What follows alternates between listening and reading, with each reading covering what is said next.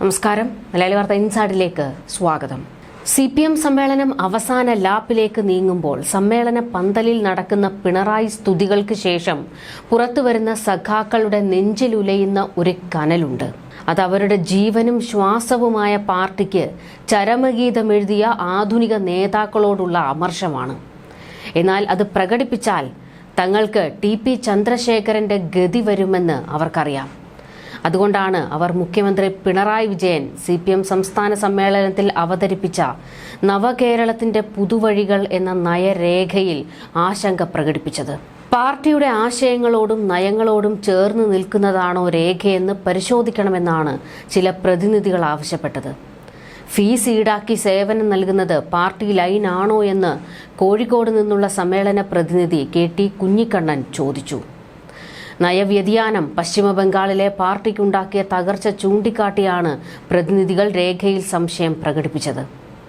ആളുകളിൽ നിന്ന് ഫീസ് ഈടാക്കി സേവനം നൽകുന്നത് ശരിയാണോ?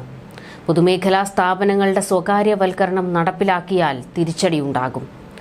പാർട്ടി ശത്രുക്കൾ അത് ഉപയോഗിക്കുമെന്ന ആശങ്കയും പ്രതിനിധികൾ മുന്നോട്ട് വെച്ചു. അതേസമയം വികസന നയരേഖയ്ക്ക് വലിയ സ്വീകാര്യതയാണ് ലഭിച്ചത് എന്നാണ് CPM സംസ്ഥാന സെക്രട്ടറി MV ഗോവിന്ദന്റെ വിശദീകരണം. പിണറായി വിജയന്റെ മറുപടിക്ക് ശേഷം രേഖ പ്രമേയമായി പാസാക്കും. തുടർന്ന് LDF ചർച്ച ചെയ്താകും നയങ്ങൾ സർക്കാർ നടപ്പിലാക്കുക. പാർട്ടി ആധുനികമായെന്നും കേരളം ആധുനികമായെന്നും പറഞ്ഞ് ആശങ്ക പ്രകടിപ്പിച്ചവരെ ആശ്വസിപ്പിക്കുകയാണ് CPMന്റെ പഴയ നേതാക്കൾ.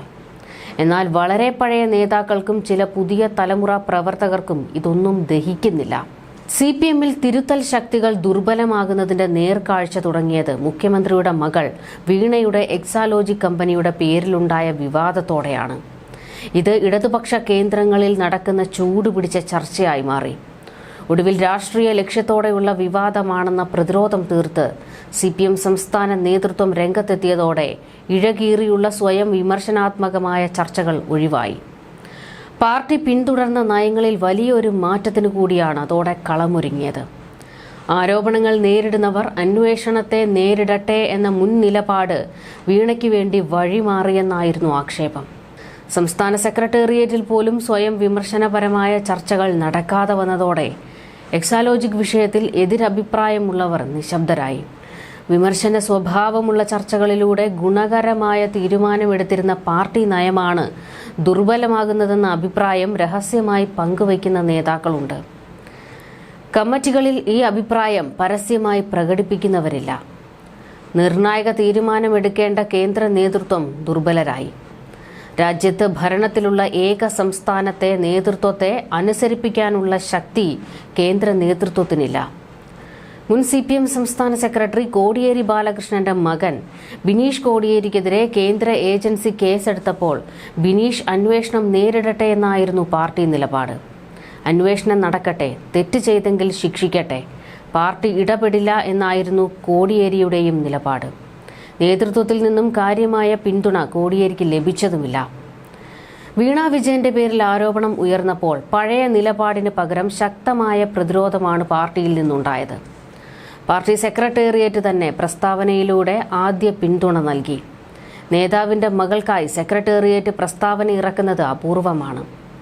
വീണയുടെ കമ്പനിക്ക് സേവനത്തിന് നിയമപരമായി ലഭിച്ച പണമെന്നായിരുന്നു പ്രസ്താവന. പാർട്ടി സംസ്ഥാന സെക്രട്ടറി MV ഗോവിന്ദൻ പ്രതിരോധത്തിനായി മുന്നിൽ നിന്നു. CPM കേന്ദ്ര കമ്മിറ്റിയുടെ തെറ്റിതിരുത്തൽ രേഖയിൽ പറയുന്നത് ഇങ്ങനെയാണ്: ചില പാർട്ടി അംഗങ്ങൾക്കെതിരെ വരവിൽ കവിഞ്ഞ് സ്വത്ത് സമ്പാദനത്തിന്റെ പരാതികൾ ഉയർന്നു വരാറുണ്ട്. പാർട്ടി നേതാക്കളുടെയും ജനപ്രതിനിധികളുടെയും കുടുംബാംഗങ്ങളും ഇക്കാര്യം ശ്രദ്ധിക്കണം. പദവികൾ ഉപയോഗിച്ച് അന്യായമായത് നേടിയെടുക്കാനും സ്വത്ത് സമ്പാദിക്കാനുമുള്ള നടപടികളരുത്. ഭരണം ഇത്തരം ഇടപാടുകൾക്കും കോഴകൾക്കും മറ്റും ഉപയോഗിക്കുന്ന രീതി ആശാസ്യമല്ല. കരിമണൽ കമ്പനിയായ CMRലും വീണ വിജയന്റെ എക്സാലോജി കമ്പനിയുമായുള്ള പുതിയ രഹസ്യാന്വേഷണ റിപ്പോർട്ടുകൾ പുറത്തുവന്നപ്പോൾ പഴയ നിലപാടിൽ നിന്ന് മാറി ചിന്തിക്കുന്നവർ പാർട്ടിയിലുണ്ടായിരുന്നു. പരസ്യമായി പിന്തുണയ്ക്കുന്നവരുടെ എണ്ണവും കുറഞ്ഞു. കേന്ദ്ര സർക്കാർ രാഷ്ട്രീയമായി എതിരാളികളെ വേട്ടയാടുന്നതിന്റെ ഭാഗമാണ് കേസെന്നാണ് പാർട്ടി നേതൃത്വത്തിന്റെ നിലപാട്. കേസ് രാഷ്ട്രീയ പ്രേരിതമാണെന്ന നിലപാട് പാർട്ടി മുഖപത്രത്തിൽ പ്രസിദ്ധീകരിച്ച ലേഖനത്തിൽ MV ഗോവിന്ദൻ ആവർത്തിച്ചു. രാഷ്ട്രീയ പ്രേരിതമായ അന്വേഷണങ്ങളെ കോൺഗ്രസ് പ്രോത്സാഹിപ്പിക്കുകയാണെന്നും കുറ്റപ്പെടുത്തി. പാർട്ടിയെ അന്വേഷണം ബാധിക്കില്ലെന്ന് ആവർത്തിക്കുമ്പോഴും പ്രതിരോധം ശക്തിപ്പെടുത്തുന്ന സാഹചര്യമാണ് ഉണ്ടായത്.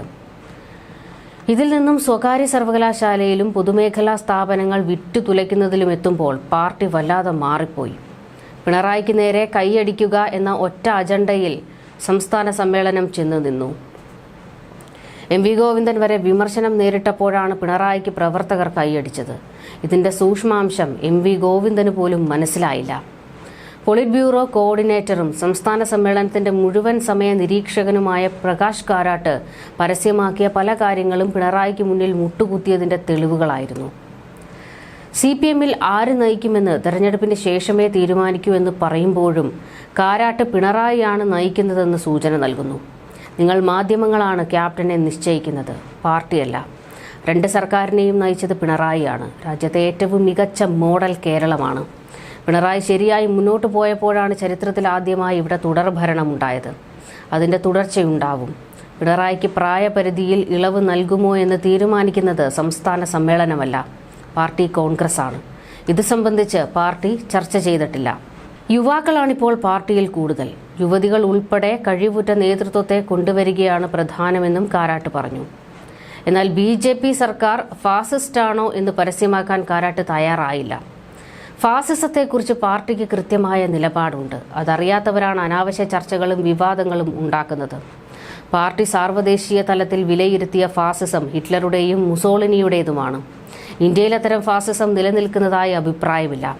എന്നാൽ RSS നേതൃത്വം നൽകുന്ന BJP സർക്കാരിന്റെ പോക്ക് ഫാസിസത്തിലേക്കാണ്. അത് തടയുകയാണ് പ്രധാനം. കേരളത്തിൽ മാത്രമായി ഒതുങ്ങുകയാണോ കമ്മ്യൂണിസ്റ്റ് സർക്കാർ എന്ന ചോദ്യത്തിന് കാരാട്ടിന്റെ മറുപടി ഇങ്ങനെ: പ്രബുദ്ധ കേരളം എന്നാണ് സംസ്ഥാനത്തെക്കുറിച്ചുള്ള പൊതുവിലെ വിശേഷണം. ഇവിടുത്തെ വിദ്യാഭ്യാസ നിലവാരവും ആരോഗ്യസ്ഥിതിയും വ്യവസായ വികസനവുമെല്ലാം മാതൃകയാണ്. ബംഗാളിലും ത്രിപുരയിലും ഭരണം പോയെന്ന് കരുതി അവിടെയൊന്നും കമ്മ്യൂണിസ്റ്റുകളില്ലെന്നും തിരിച്ചുവരവില്ലെന്നും അർത്ഥമില്ല. എല്ലായിടത്തും മാറ്റം വരും. ലോകം മുഴുവൻ അത്തരമൊരു മാറ്റത്തിലേക്കാണ് സഞ്ചരിക്കുന്നത്. ചർച്ചകളിൽ കാരാട്ട് തലകുനിച്ചാണിരുന്നത്. തന്റെ താല്പര്യങ്ങൾ ബലി കഴിക്കുന്നു എന്ന് കണ്ടപ്പോഴും കാരാട്ട് മിണ്ടിയില്ല. കാരണം കാരാട്ടിന് പിണറായിയെ ഭയമാണ്. പിണറായി പറയുന്നിടത്താണ് CPM നിൽക്കുന്നത്. കാരാട്ടിന്റെ വാക്കുകൾക്കല്ല, പിണറായിയുടെ വാക്കുകൾക്ക് മാത്രമാണിപ്പോൾ പ്രാധാന്യം. പിണറായിയുടെ തീരുമാനങ്ങൾ മാത്രമാണ് നടപ്പാകുന്നത്. VSന്റെ ശബ്ദം പോലും കേൾക്കാനില്ലാത്തതിനാൽ പഴയ VS ഗ്രൂപ്പുകാർ പോലും പിണറായിക്കൊപ്പം നിലകൊള്ളുന്നു. പാർട്ടിയുടെ ദേശീയ പദവി നിലനിർത്തിയെന്നത് മാത്രമാണ് കഴിഞ്ഞ ലോക്സഭാ ഇലക്ഷനിലുണ്ടായ ഏക നേട്ടം. രാജസ്ഥാനിൽ ജയിച്ചതോടെയാണ് CPMന്റെ ദേശീയ പാർട്ടി പദവിക്ക് 2033 വരെ ആയുസ് നീട്ടിക്കിട്ടിയത്. കേരളം, ബംഗാൾ, തമിഴ്നാട്, ത്രിപുര എന്നീ 4 സംസ്ഥാനങ്ങളിലാണ് CPMന് സംസ്ഥാന പാർട്ടി പദവി ഉള്ളതുകൊണ്ടാണ് നിലവിൽ ദേശീയ പാർട്ടിയായി തുടരുന്നത്. ബംഗാളിൽ 2026 സംസ്ഥാന പാർട്ടി പദവി നഷ്ടമാകുന്ന സാഹചര്യമാണ് നിലവിലുള്ളത്. സീക്കറിലെ ജയത്തോടെ CPMന് രാജസ്ഥാനിൽ കൂടി സംസ്ഥാന പദവി ലഭിക്കും. ബംഗാളിൽ പദവി നഷ്ടമായാലും രാജസ്ഥാനിലെ പ്രകടനത്തിന്റെ അടിസ്ഥാനത്തിൽ സംസ്ഥാന പാർട്ടിയായി തുടരാം. തമിഴ്നാട്ടിൽ നിന്ന് 2 സീറ്റിൽ ജയിച്ചതിനാൽ അവിടെ സംസ്ഥാന പാർട്ടിയായി തുടരാം. 2023 നിയമസഭാ തെരഞ്ഞെടുപ്പ് ഭേദപ്പെട്ട പ്രകടനത്തിന്റെ അടിസ്ഥാനത്തിൽ ത്രിപുരയിൽ സംസ്ഥാന പാർട്ടി പദവി നിലവിലുണ്ട്. ദേശീയ തലത്തിൽ CPMന് 4 സീറ്റും CPIക്ക് 2 സീറ്റും CPIMലും 2 സീറ്റ് നേടി. കേരളത്തിലെ ഒന്നിനു പുറകെ തമിഴ്നാട്ടിൽ 2ഇടത്തും രാജസ്ഥാനിൽ 1ഇടത്തുമാണ് CPM ജയിച്ചത്. തമിഴ്നാട്ടിൽ മധുര, ദിണ്ടിഗൽ മണ്ഡലങ്ങളിലാണ് ജയിച്ചത്.